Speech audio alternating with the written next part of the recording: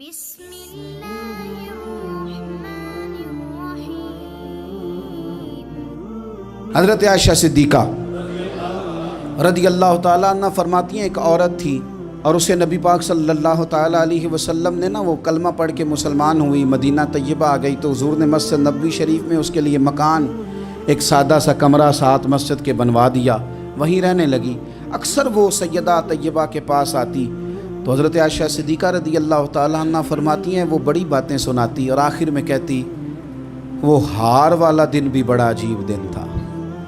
اور میرے رب کی قدرتوں کا دن تھا، وہ بھی بڑا عجیب دن تھا۔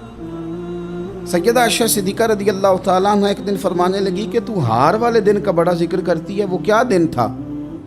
تو خاتون کہنے لگی اماں جی وہ دن تھا جب میرے رب پر بھروسہ اور مضبوط ہو گیا، جس دن میرا اپنے رب پر توکل اور بڑھا، میرے ایمان میں یقین میں اور پختگی آئی۔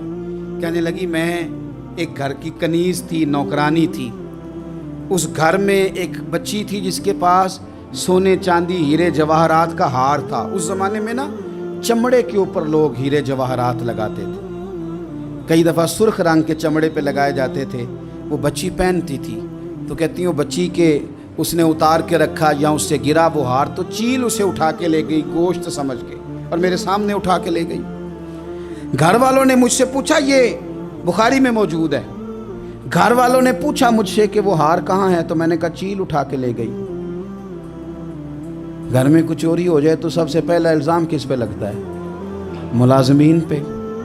کہتے انہوں نے مجھے بڑا مارا، بڑی تکلیف تھی، حتیٰ کہ میری شرمگاہ تک کی تلاشی،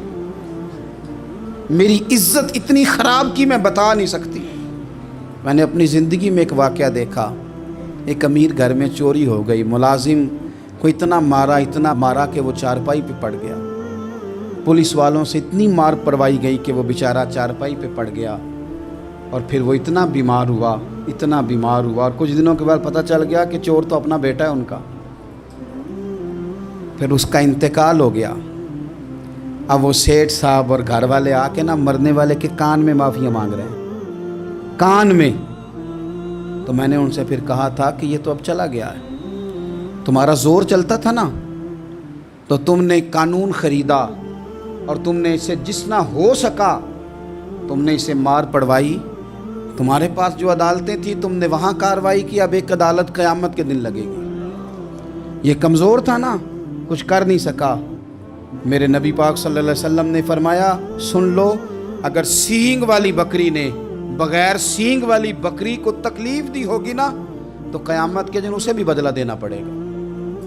کہ تیرے پاس سینگ تھے اور تو نے اسے مارا تھا۔ وہ خاتون عرض کرتی ہے سیدہ عائشہ کی خدمت میں کہ مجھے بڑا مارا، مجھے تکلیف دی، میں کہہ رہی تھی کہ میرے سامنے چیل لے گئی ہے پر وہ نہیں مان رہے تھے، اماں جی انہوں نے مجھے بڑا مارا۔ حضرت عائشہ صدیقہ کہتی ہیں پھر کیا ہوا؟ کہنے لگی اماں جی جب کوئی میرا مددگار نہ رہا، مجھے تکلیف دے رہے تھے، رسوا کر رہے تھے، تو میں نے اپنے رب سے مدد چاہی، میرے رب کی طرف میں نے توجہ کی، میں نے کہا مالک اب تو ہی میرا مددگار ہے۔ کہتی ہے وہ مجھے مار رہے تھے تو وہ چیل جو ہار لے گئی تھی وہی لے کے واپس آ گئی اور ہمارے سروں کے قریب لا کے اس نے جب اس ہار کو پھینکا وہ مجھے چھوڑ کے سائیڈ پہ ہوئے، وہ میری بے گناہی جان گئے، لیکن آپ کو بتاؤں اس دن سے میرا اپنے رب پر یقین اور بڑھ گیا۔ مجھے سمجھ آ گئی کہ جب انسان پورا ٹوٹ جاتا ہے اور جب کوئی چاروں جانب اس کا مددگار نہیں ہوتا تو رب تو ہوتا ہے نا، اللہ تو اس کا مددگار ہوتا ہے نا، وہ تو پھر اپنے اس بندے کی مدد کرتا ہے نا، پھر وہ تو توانائی دیتا ہے نا، وہ تنہا نہیں چھوڑتا، وہ تو آنسوؤں والوں کے آنسوؤں پہ بڑا کرم فرماتا ہے، وہ تو قسم پرسی میں آ جاتا ہے، اس کی رحمت بڑھ کے استقبال کر لیتی ہے۔